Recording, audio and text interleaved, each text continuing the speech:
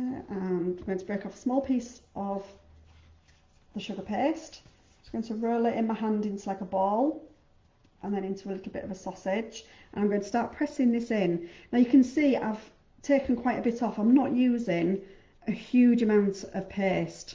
And I'm just going to slowly start pushing that into the mould. The mistake some people use is they either start off with a lot of paste and end up with huge amounts of excess of sugar paste to remove, or they don't use enough sugar paste and then you find that you're having to add more in, so you get joins and little marks and things. Okay, so it's that fine balance between the two. And you can see there I've pushed my excess right to the end, so I'm just going to remove that excess, which then will allow me to carry on pushing this in, as I say. And then when you get a little bit more excess, work it to the edge of your mould and just pull it off. And what you need to do is you need to make sure that you don't have sugar paste over the edges.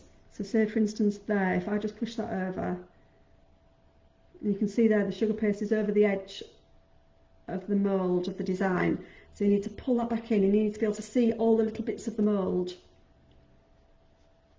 around the outside of your sugar paste. If you don't, that's when you end up with kind of like little raggedy edges, which you don't want.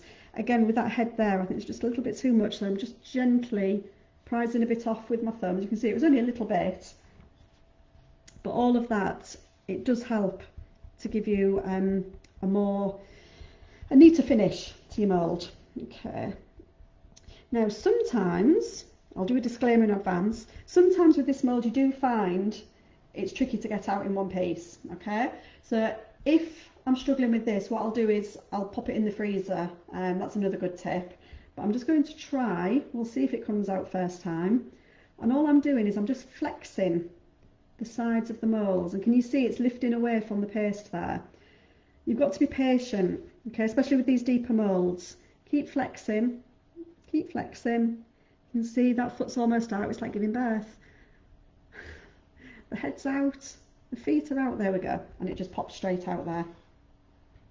There we are, and you can see he's really, really cute. Now you can either use him laying down, which is what I'm going to do on the cupcake, or you can, when it's still soft, you can actually fold him up a little bit and get him to sit up, and then if you just rest him on something,